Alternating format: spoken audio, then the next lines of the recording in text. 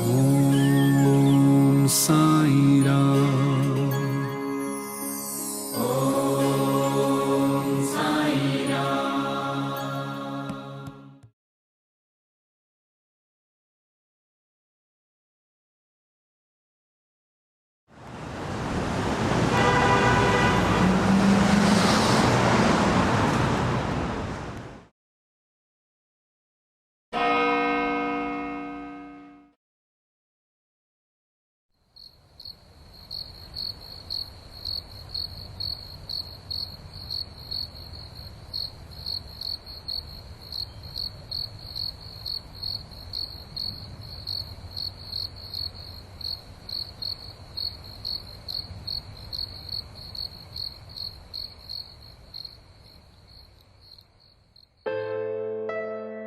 मामासाहेब हे अत्यंत नावाजलेले दिवाणी वकील होते.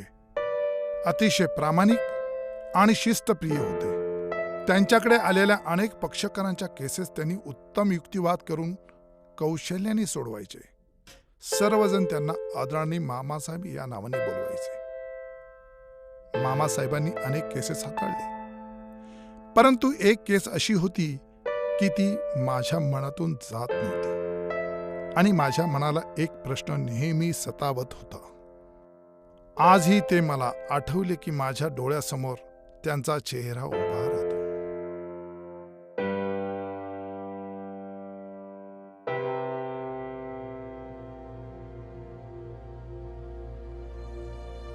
मी काय म्हणतो दाजी, आपल्याला तर शांत बसून चालणार नाही. काहीतरी हालचाल करावं लागेल आपल्याला. अरे पण आता करायचं तरी काय रे? अरे ह्यांच्या बानं मरणाअगोदर दोघांच्या नावाने वाटण्या करू असं सबूत दिला होता. पण मामाजी गेलं आणि समद खोळंबलं. वाडा आणि वावर समद दाणगाव करून हिसकावलं त्यानं. आणि तुम्ही म्हणताय काय करायचं? अगं आके, आपल्या वाडवडल्याची जगा आहे ती, असं वाऱ्यावर सोडायची का ती? मी काय म्हणतो दाजी, आता आपल्याला कोर्टात जायला पाहिजे. आता चांगलं वकील लाव. अरे पण लोक काय म्हणतील? भावानच भावाला कोर्टात खेचलं की. अहो पण त्याने तरी कुठे तुमचा विचार केला? नुसतं दाताचं पाणी घेऊन का गप्प राहायचं का? नाहीतर रस्त्यावर भीक मागावी लागेल आपल्याला.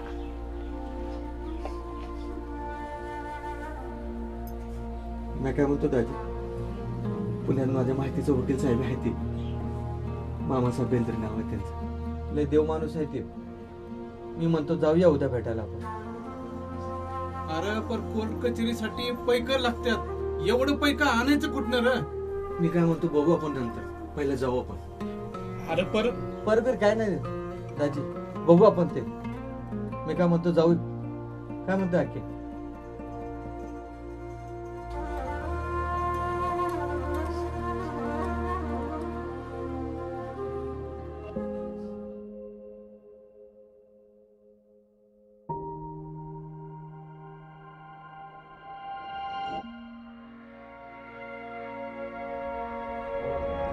अरे नको, लय मोठे माणसं दिसत रे.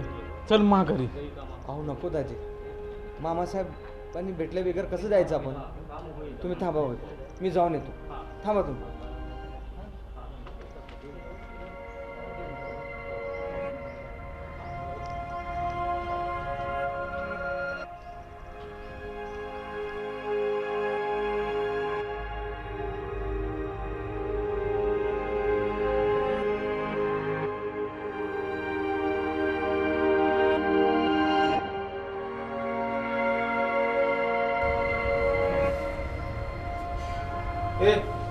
कोण तू? आणि असं न सांगता आतमध्ये कुठं चाललायस? ते मामासाहेबाला भेटायचं होतं मला. मामासाहेबांना पुष्कळ काम आहे, आज नाही भेटणार ते. जा.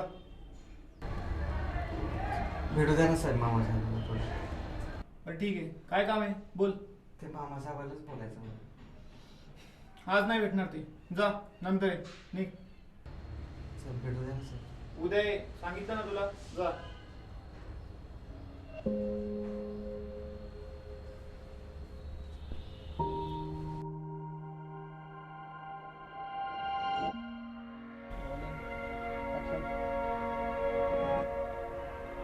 दाजी लय गर्दी आहे. तर वाट बघावी लागेल आपल्याला.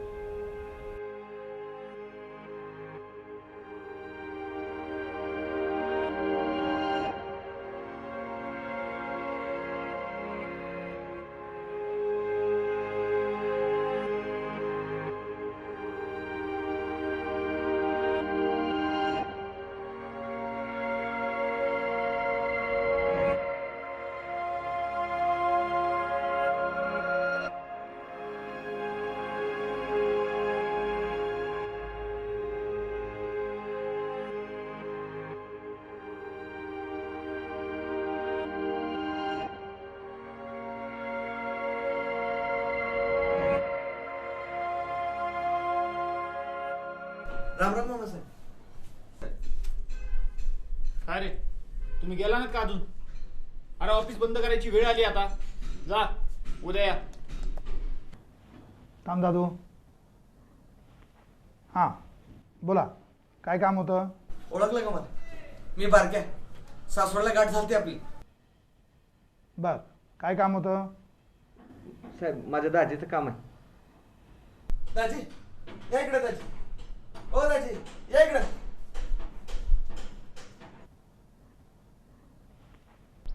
अरे तिथे बसू नका, या पुढे या. पुढे या म्हणजे मला तुमच्याशी बोलता येईल. पुढे या या.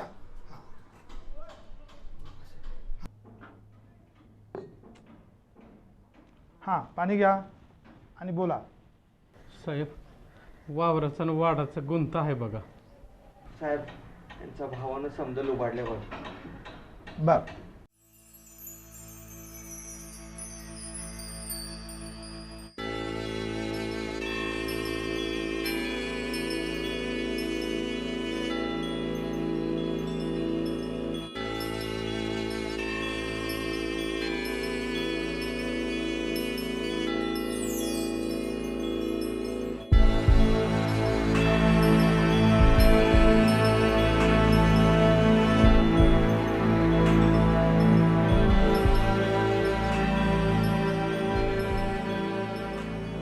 तुम्ही असं करा, वाड्याचे आणि शेतीचे सगळे उतारे नकला 2 दिवसात माझ्याकडे घेऊन या.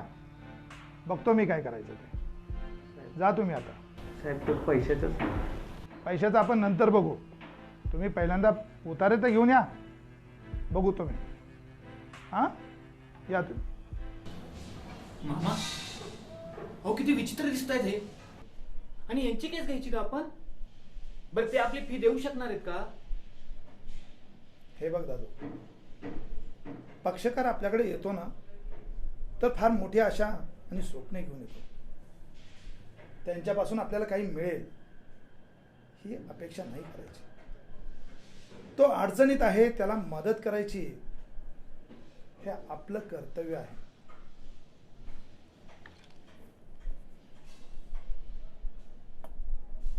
आणि अशा प्रकारे मामासाहेबांनी ती केस आपल्या हातात घेतली आणि दिवाणी न्यायालयात मोठ्या चुरशीने लढवली. पुण्यातील एक नामवंत वकील त्यांच्या भावाकडून काम करत होते.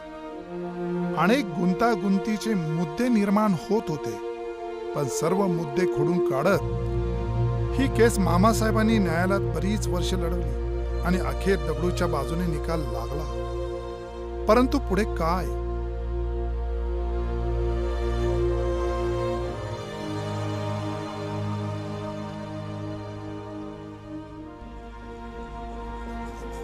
पुढे काय होणार हे दगडूलाही माहीत नव्हते. त्याच्या सावत्र भावाने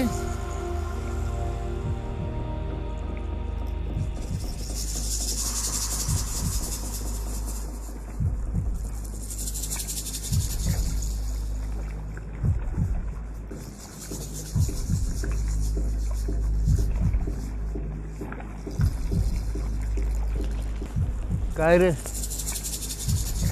माझ्या बाप जन्मात म्या कधी कोर्टाची पायरी चढली नाही आणि तू मला हे दिस दाखवलंस वय. पण म्या पण आता गप बसणार नाही. ते वावर आणि ते वाडा माझाच आहे, माझाच राहणार. म्या पण आता वरच्या कोर्टात जाणार आहे.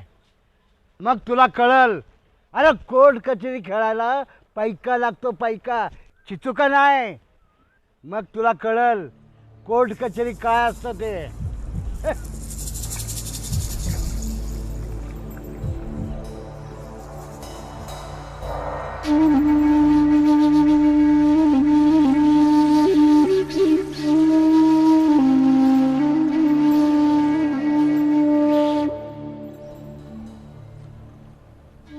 दगडू, काही काळजी करू नकोस. त्यांना हायकोर्टामध्ये अपील केलेलं आहे. आपणही वरच्या कोर्टात दाद मागू. मुंबईत माझे मित्र आहेत मांजरेकर वकील, मी त्यांच्याशी बोलून घेतो.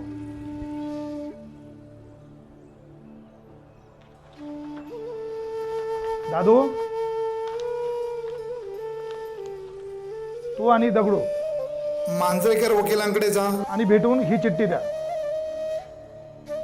काळजी करू नकोस, आम्ही आहोत ना.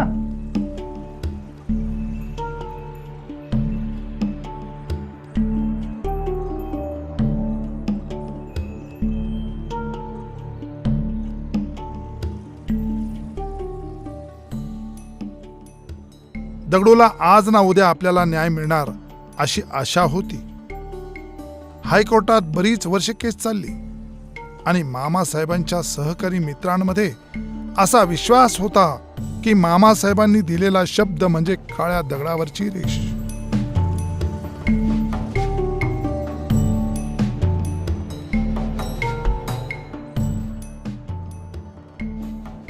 दिवसा मागून दिवस जात होते. ॲडव्होकेट मांजरेकर आणि मामासाहेब यांच्यावर असलेला दगडूचा विश्वास आम्ही कधीही कमी पडू दिला नाही. कारण ही केस मामासाहेबांच्या वतीने ॲडव्होकेट मांजरेकर कोर्टात युक्तिवाद करून मुद्दे मांडत होते आणि हायकोर्टातून अखेर निकालाची तारीख मिळाली. 15 दिवसात निकाल लागणार होता. एकीकडे दगडू, दुसरीकडे त्याचा सावत्र भाऊ आणि आम्ही खूप तणावात होतो की निकाल कुणाच्या बाजूने लागणार. परंतु मामासाहेबांच्या चेहऱ्यावर कुठलीही चिंता दिसत नव्हती. सर्व ज्ञात अज्ञात शक्ती आपल्या बाजूने होत्या. पक्षकार कोर्टात हजर नसून सुद्धा सुप्रीम कोर्टाच्या बेंचने सावत्र भावाचे अपील फेटाळून लावत अशा प्रकारे दीर्घकाळ चाललेला केसचा निकाल मामासाहेबांच्या हयातीत लागला.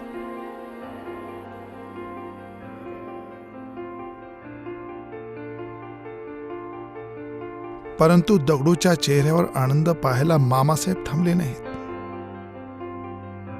ते आम्हाला सोडून दूरच्या प्रवासाला निघून गेले.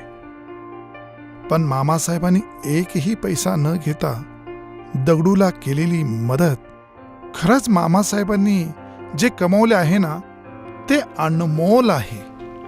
राम राम दादासाहेब. या दगडू,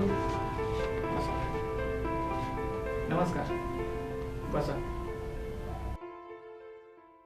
दादासाहेब, हुकुमनाम्याची अंमलबजावणी झाली बघा.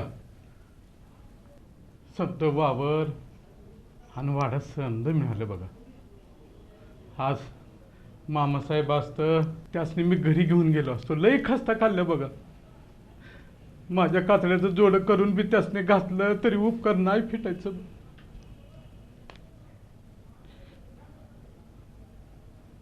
आज मला कळाले की मामासाहेब काय होते. मी तर मामासाहेब बनू शकणार नाही, पण मामासाहेबासारखा बनण्याचा प्रयत्न करीन. आज मला त्यांचा मुलगा असल्याचा अभिमान वाटतो. असे होते माझे बाबा.